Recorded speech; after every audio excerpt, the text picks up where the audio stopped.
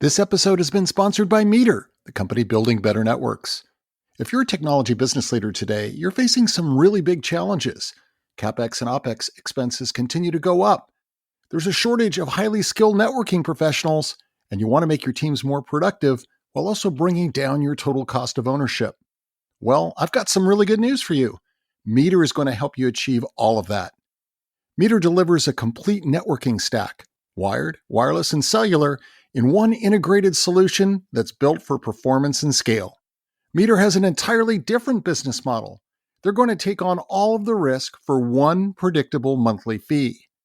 For new networking installation, they're going to buy out your existing hardware and they'll install the new hardware. And if that hardware actually evolves and actually improves over time, they'll even upgrade you for free as that technology changes. With Meter, businesses are getting fast, secure, and scalable connectivity without the complexity of managing multiple providers or tools. How great is that? More simplicity, we all need that. Meter's single integrated networking stack scales from branch offices, warehouses, and large campuses all the way to data centers and is designed to give you deep control and visibility. Meter is reimagining what it means to get and stay online. To schedule your demo, go to meter.com/market impact. That's METER.com/MARKETIMPACT.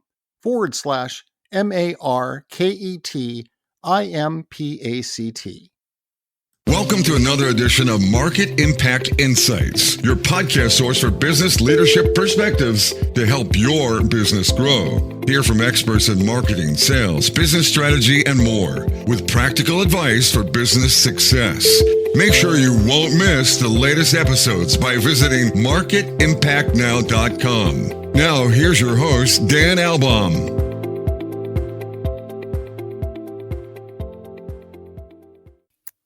Welcome back to another amazing episode of Market Impact Insights. Today's conversation is all about driving global transformation that comes through exceptional leadership. And Kyle Whitehill is here. He is the CEO of Avanti Communications. He's got a deep leadership background, senior leadership roles at Vodafone, and then in consumer brands, L'Oreal, Guinness, PepsiCo. He has led teams in a global theater in different regions. He's got that broad perspective on how to drive exceptional results through intentional leadership. We're going to dive into all of that. And also within the realm of technology in the telecom space, a lot of innovation, a lot of dynamic changes going on. All of that is going to come through this conversation. Kyle, welcome to Market Impact Insights. Dan, thank you very much indeed. It's a real pleasure to be here. I'm pleased to tell you I'm talking from a very sunny London. You know what? Just like Seattle, we share our weather patterns, and it's bright and sunny here too. So things worked out today for us. Now, you've had this interesting career journey because you started in these really large global consumer brands, and then you shifted and you've really been in the telecom space. So you shifted in more of a technology direction. What really sparked your interest in kind of changing that direction? Yeah, so I think, first of all, it's, it was such a joy to have the first half of my career in such amazing companies, fantastic brands, really enjoyable education around how business works on a global basis. I got my first international assignment with PepsiCo when I went to live in Budapest in Hungary, and I looked after Hungary, Poland, Czech, and Slovak. So this transition point came by, let's call it a chance, which was that a UK-based headhunter had been calling me for a number of years with roles that I said, no, I'm not interested. I love Pepsi. I think I've got a good journey. And in the middle of the assignment in Budapest, I was approached by the same headhunter, and he said to me, look, I've got this fantastic opportunity in Vodafone back in the UK. What do you think? And I was, Dan, to be honest, I was really torn because I loved PepsiCo. I was on the accelerating career path, great company, lots of ambition around working internationally. And I genuinely didn't know what to do. And so I went for a couple of interviews. It was at a time when telecom was pretty nascent there. We were phoning each other. We weren't texting even. There was no internet. But it seemed really interesting, but I was torn. So I came back, and one of the guys I worked with, I had a lot of respect for, was an American guy. And I explained the situation to him. And he said this line, he said, Kyle, if you were my son, this is the advice I would give you. At Pepsi, we put concentrate and water together, and then we do a lot of marketing to convince people to buy it. Telecoms will change the world. Go change the world. And I was really taken by surprise because this guy had been in Pepsi for 25 years. Yeah. And I didn't know what he meant. I genuinely didn't know what he meant by change the world. And of course, it's only once you move into the technology industry that you realize what Jim was saying was true, right? We're going to change the way the world behaves. And in the last 25 years, there's been this like dramatic change in people's day-to-day behavior because of access to connectivity. And so when I made that decision ultimately to transition, it was entirely based on the idea of telecoms will change the world. And I really liked that idea. Yeah, I love that story because when we think about our careers, I see it as kind of two dimensions. There's more of the transactional part of it, which is, okay, what is the job function? What are the things we do in kind of our daily job? But then there's this bigger purpose that many of us are driven by, which is what kind of outcomes, what kind of difference can we make? And it sounds like this was kind of a wake-up call for you to say, you know what? I can actually be part of leaving almost a legacy that's going to really transform and have some sort of lasting impact. Yeah, and I guess that when I think about the first year I was there, people were doing stuff I'd never done. They were texting each other. We just didn't. What's this? What's this weird messaging that's going on? Yeah, just amazing, right? And suddenly you realize how efficient and effective it was. 12 months later, we launched the first data card in the world, a GPRS data card. Took 15 minutes to download an email, but you could be sat anywhere downloading that email. Then BlackBerry arrived, then Apple arrived. And so suddenly there's this like enormous acceleration in why you need connectivity versus it was amazing to phone people, it was amazing to message each people, but actually you saw for the first time, okay, this phone is a device that's going to liberate us. And again, if I can just tell a very quick story about it, it all kind of came alive to me one day in my office. I met the Chief Technology Officer of Fujitsu UK. And this guy drew a diagram on my board and he said, look, here's what the future is going to look like. And on the left-hand side of the board, he wrote people. These are the customers, the people that are buying products from you. And these people are different people as the day changes. In the morning you wake up, you're a husband, a father, right? Then you become a business guy. Then you become a consumer at lunchtime. Then you go home, you go back to father and you do bills and stuff like that. He said, that's going to get bigger. Now, remember in 25 years ago, I had no idea what he was talking about. It sounded so far-fetched. And then he said, on the right-hand side of the board, he drew Amazon, Apple, Disney, like all of these gigantic content guys. And he said, so listen, what's going to happen is these content guys are going to need to get that content to your phone to take advantage of you as a customer. Yes. And you guys are in the middle. And he said that famous thing, which connectivity is always accused of, which is dumb pipe. He said, the challenge you guys are going to have is, can you keep the customer ownership before these guys really, really begin to try and eat your lunch? And that 25 years ago, I thought, wow, that's an interesting idea.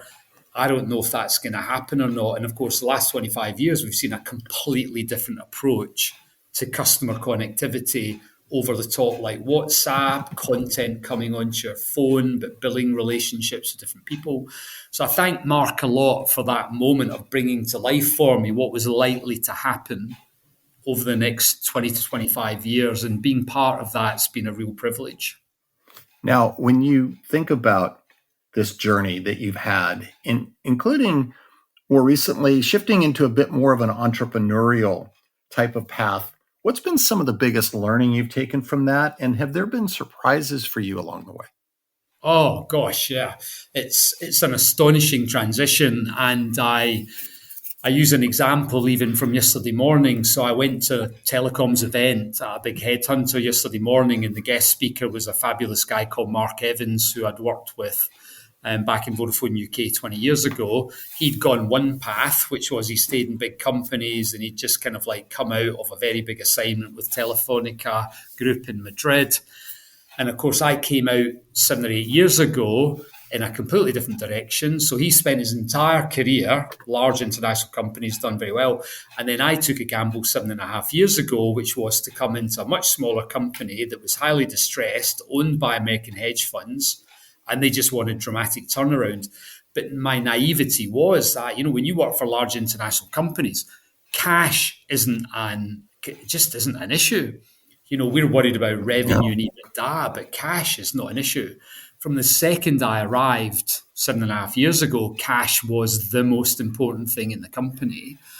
And so suddenly it's something you haven't got a huge amount of experience of, and you very quickly have to get yourself up to speed with, okay, having, being fully funded in the company becomes my entire reason for getting up in the morning. And that's quite overwhelming for something like that. The second thing that caught me by surprise was that when you're owned by financial investors versus a public company, financial investors who've got money invested into your company want a return, right? They want a return, and they want to talk to you about how they're going to get that return, and they're going to be very demanding of your time. So learning how to manage that financial investor became quite a sharp learning curve as well. And then I think the third thing that caught me by surprise was that I actually had even more respect for Vodafone Group because, gosh, these big companies got such a lot of capability. Now, sometimes we're very resentful of it when we think everyone's interfering, everyone needs to be aligned, but actually you've got very smart people doing very smart thinking.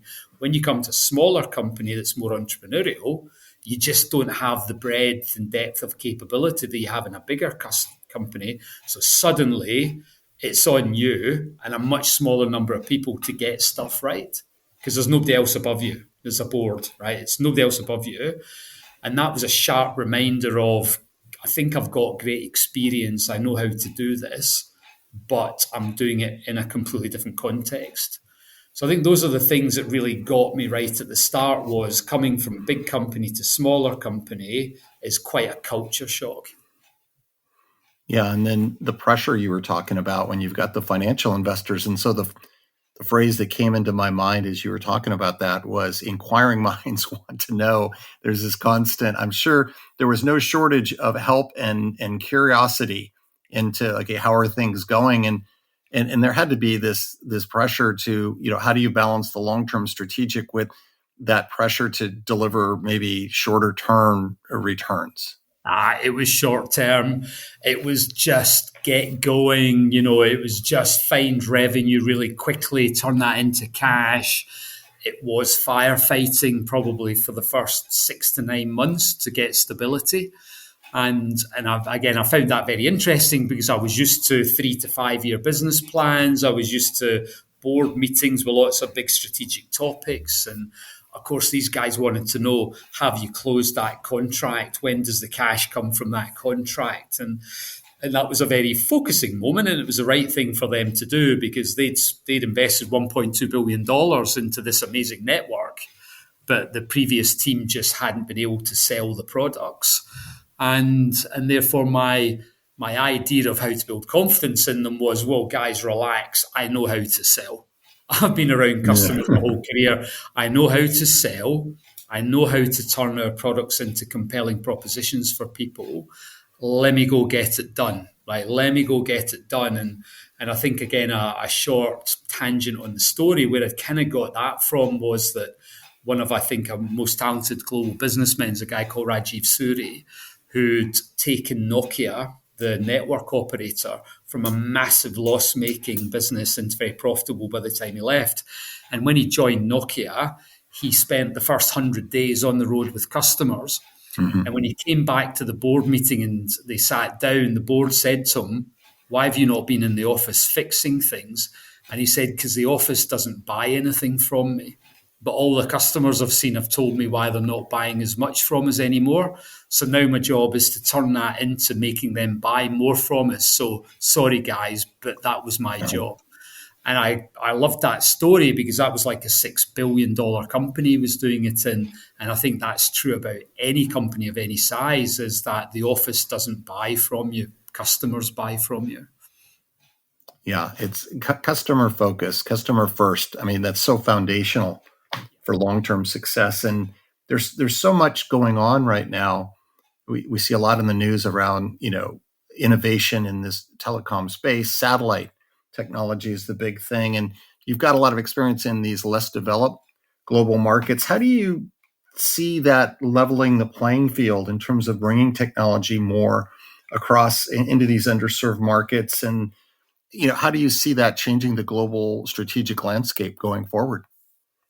Yeah, so I think this has been my life for the last, since I first went to India back in 2007, being in developing markets, where there's an interesting paradigm here because we are drowning in connectivity in the developed world, right? I mean, it's drowning. We can do anything we want, anywhere we want, and we might complain if we lose network for a second on the underground, right? I mean, it's even today on the London Underground, largely I still got 5G, 4G on the London Underground.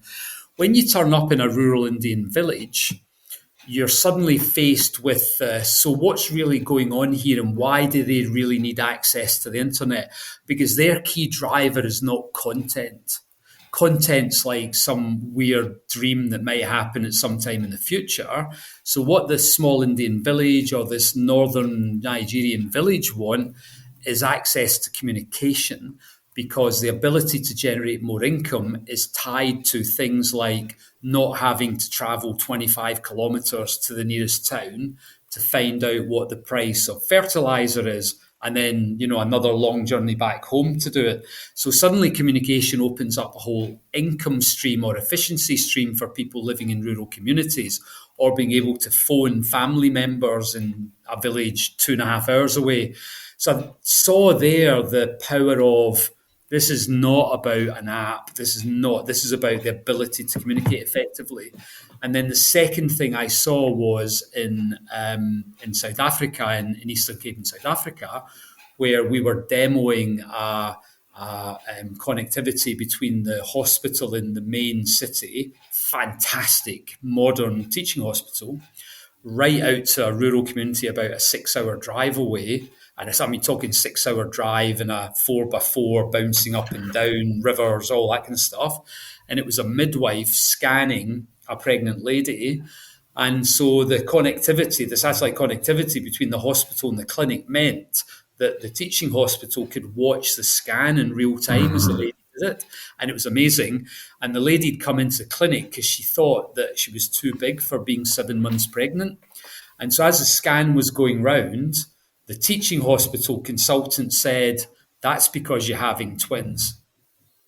And honestly, this room just went silent and then all burst out in tears of joy. And we were jumping around and people had never met before, right? And we were I think the only person that wasn't excited was the poor lady that now knew she was having twins. It's like, Wow. times two. Yeah. So I Wow. think that's the power I saw in rural communities, was how can you help people communicate and how can you get people access to education, health, income generation, security, right? These are the things that are really important in those communities. And the question is, why is it not happening? Because it's just too expensive to get there right now. Yeah. Wow. I mean, what a example of just life-changing event, right? In terms of what technology can do. And it's just happening every day. Now, you've got that experience in these larger global organizations, corporate environments earlier in your career.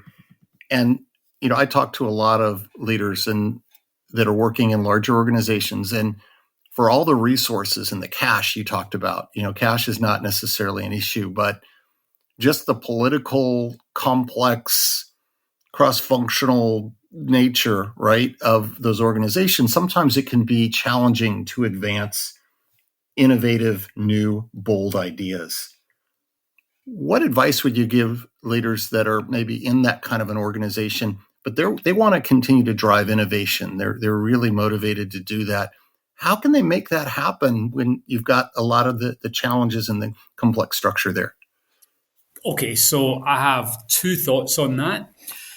The first one is an anecdote, and the second is a real life example right now. So I have a very good friend who sits on the board of very large international blue chip companies.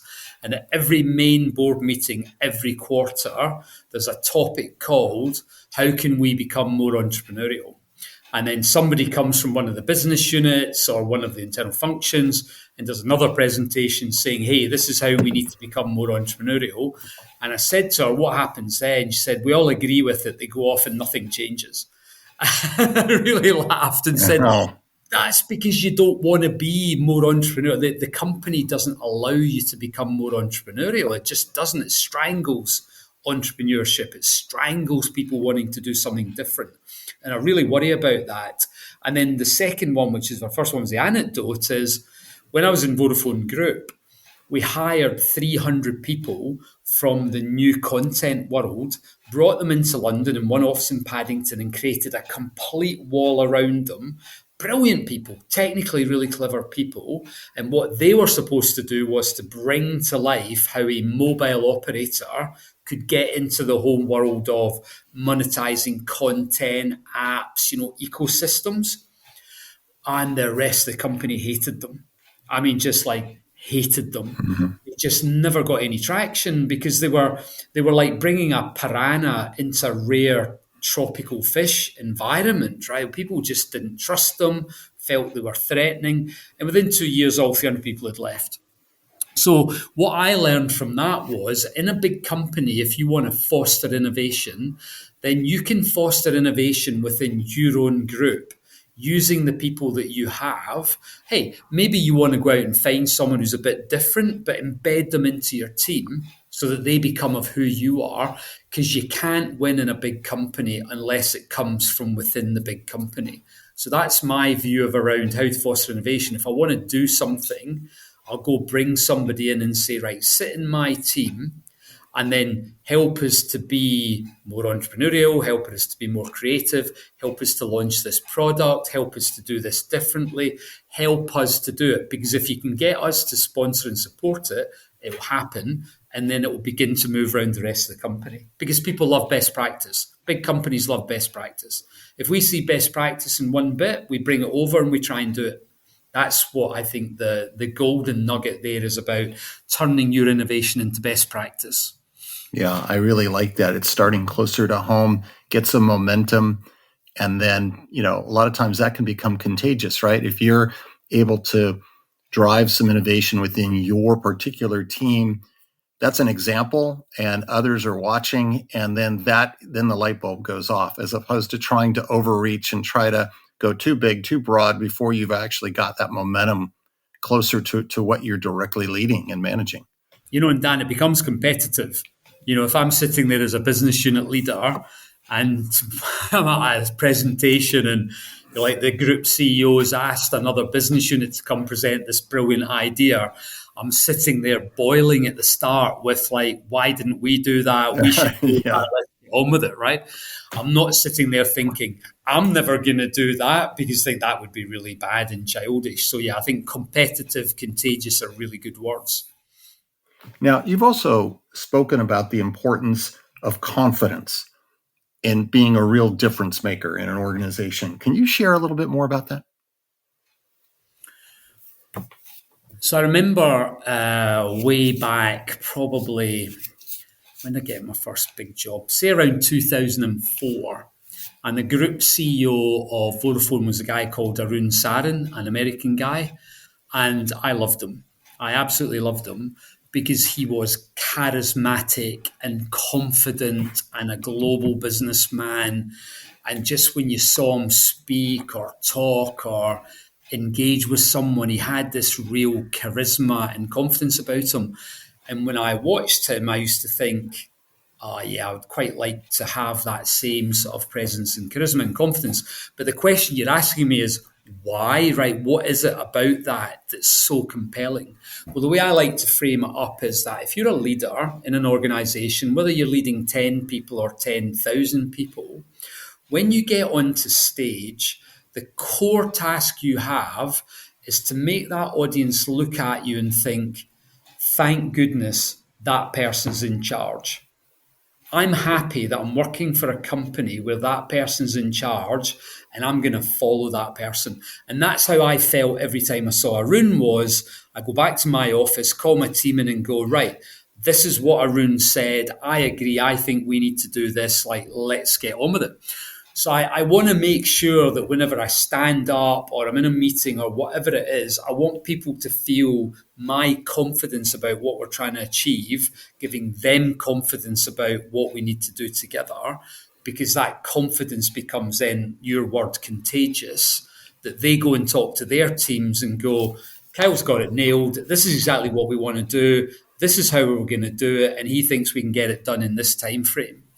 And I think that confidence thing should never be arrogance. It should always be just confidence about asking people to follow you. If people got a challenge to you, no problem. But, confidently setting out a vision, taking input, and then woof, off we go is where I saw it 20 years ago and feeling like I really want to be like that type of leader. Yeah, and I worked at AirTouch, which Arun was the leader of that organization, and then going into the Vodafone. So I can totally relate to what you're talking about. There was a calm way in which he was able to storytell, right? In front of audiences that just, it was reassuring, and it literally, you could feel that energy, in the room when he was there and present. And even when it was difficult, I remember once I'd gone to India 2007. And part of the job in India was that we were only covering about 70% of the country, and we'd won the licenses to cover the other 30%. It was called Spacetel. And so the Spacetel circles, the Spacetel states, there was 7 new states to be covered. And so I spent the first, say, week or so trying to understand it. And by coincidence, there was a joint venture board. After a couple of weeks, I'd been there in London, and I did a presentation saying, Spacetel will never make any money. What's the point? Blah, blah, blah. And it was a kind of typical corporate presentation. And Arun was the deputy chairman of the board. And he looked over at me and he said, Kyle, what a fantastic presentation. Very thoughtful, very analytical. Get yourself back to India and get those circles rolled out, because I want a pan-Indian network. Thank you so much for coming, and then smiled at me. So I got myself back to India and I rolled out those 7 circles. Oh, that's great. Now, when you think about truly exceptional leadership, what do you think separates that from just being good enough?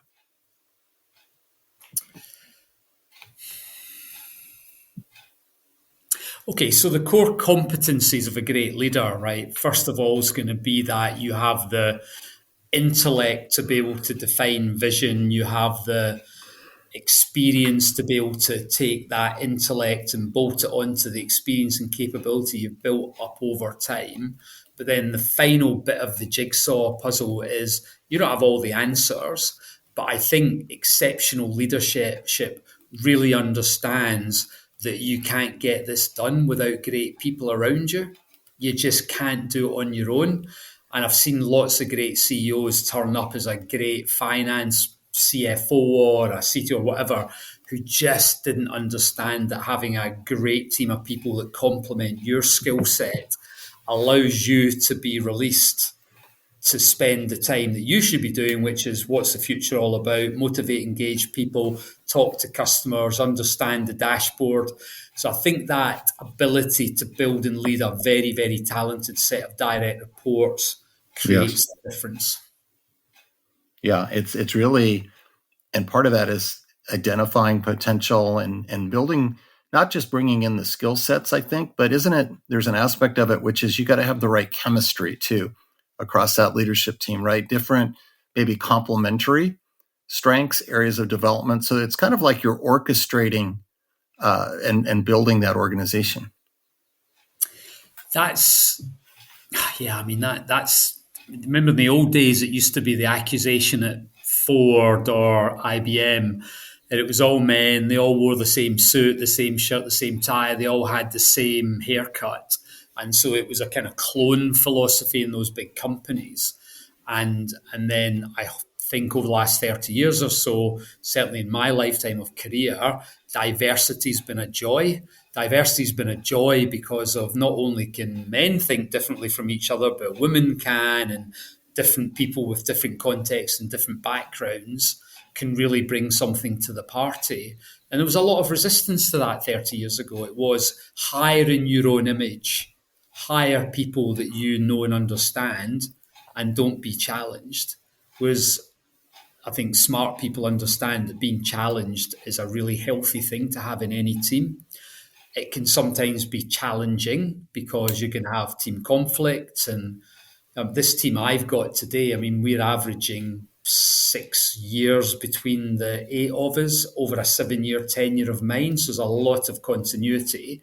And sometimes I see the weakness in that, which is that we've all worked together for this almost identical period of time. How do I keep it fresh? How do I keep it where personal relationships which are going to be strong don't interfere with the team dynamic? And I kind of like that because it keeps me fresh around thinking about how can I keep this team moving forward. Yeah, I mean, you mentioned debate and dialogue and conflict, and a lot of times we kind of just step back and, oh man, I really don't want to be caught in a conflict. But actually, constructive debate, different points of view, conflict can actually be really valuable, right? To lead to the best new ideas.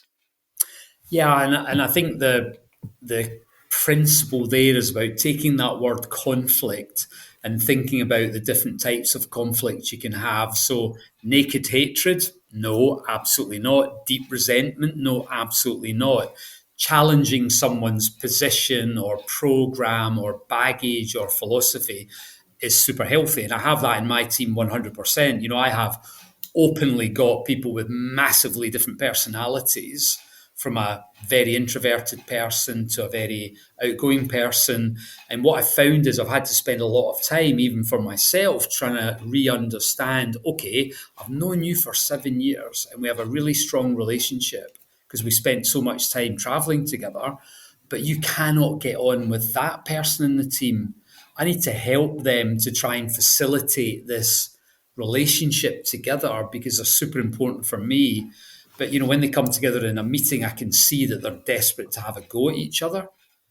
No matter what one says, and you're watching it and thinking, right, okay, come on, let's just figure our way out on how we're going to de-escalate this and how to talk to them both and kind of keep the healthy tension. Healthy tension is probably what you're looking for, is to make sure you're keeping people honest. I mean, every Wednesday, we spend 4 hours together as a direct report team, even after 7 years, because now I know if I keep them super tight on all of the major initiatives that are going on and I give them that space on a Wednesday for 4 hours, then everybody can express themselves. That's what we've done today. We spent 4 hours together off-site, going through the business plan, going through the customer pipeline, going through the topics, and just giving them time and space to be able to, express themselves and have an influence over what's happening.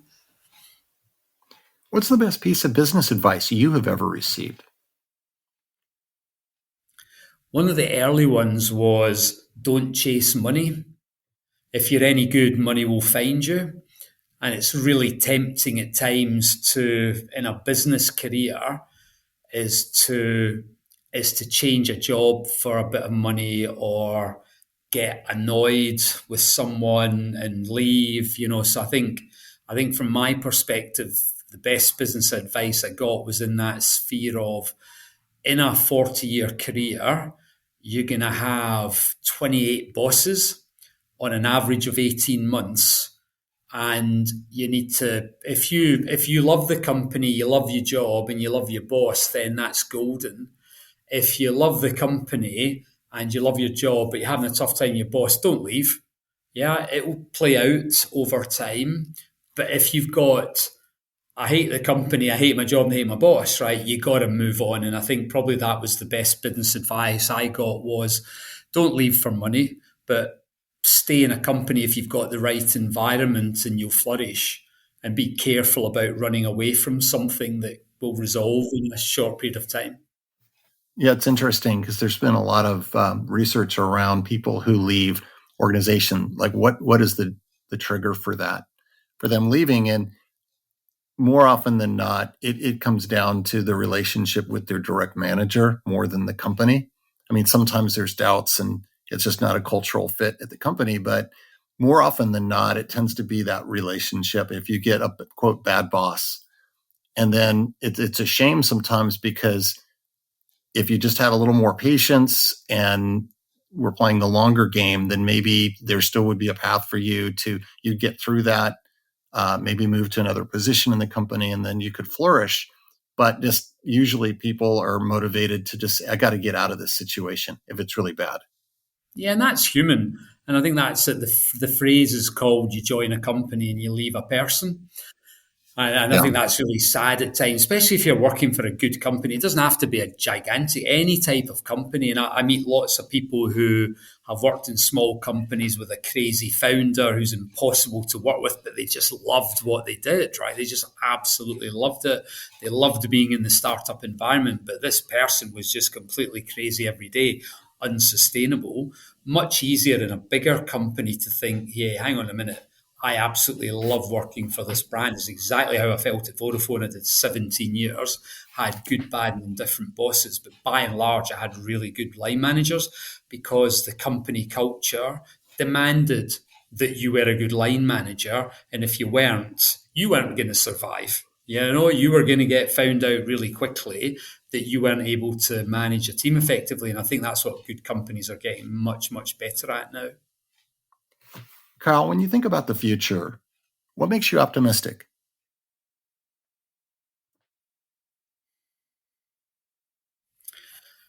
This, I mean, I think this is an unprecedented time in the history of the world because never before has technology worked so quickly. And the thing that makes me optimistic is that I genuinely believe, right, let's call it AI, technology, automation, whatever it is. I genuinely believe we're at that moment now where there are people like Elon Musk or the guy at NVIDIA, these people who are doing stuff that's going to make our lives better every day. And I think it's going to make our lives better every day in health. I really genuinely feel confidence now that technology is going to make health and all of the horrible diseases much more manageable and fixable. I genuinely believe that the idea that education can pervade across the world because of connectivity in developed countries and developing countries is going to help. And I think that the ability to travel the whole world and see stuff is much more possible. So my optimism comes from technology is going to have a really positive impact on people's life and the things that are important to them, which is health, education, financially, security. Seems crazy being optimistic about security now with the crazy stuff going on. But, you know, I hope my optimism comes from technology is an enabler for a better world. And I see it even more in 2025 than any time ever in the past that that's going to be a positive impact. As we wrap up the conversation, do you have any other final advice for leaders looking to create more positive impact and elevate the performance of their teams? Yes, I do. And I think it's something that I feel really strongly about, which is that, you know, my model had always been about three core principles with one supporting principle, which was that an effective leader was able to work effectively across these three topics and then had a genuine interest in the fourth. So the three topics are customers, results, and people. So in order to be an effective leader and engage a team very effectively, you need to show the team that you are someone who understands customers, is driven by results, and really has a strong people agenda. And that's authentically, I'll meet lots of people who are performance oriented or customer oriented, but having a strong, authentic understanding of how people work and understand that a team works by the core principles of forming, storming, norming, the classic way of building and getting an effective team. And then I think the fourth one for me has always been what I would call with a heart. And that with a heart means that people like me, people like you, right, are completely empowered to be able to help other people who are not in such a fortunate position. So my fourth bucket was always about, I've always sat on a charity board. Avanti, we invest heavily into education programs in Africa. I always have a passionate belief that we got to help other people get a leg up onto the ladder that we've climbed quite high up on.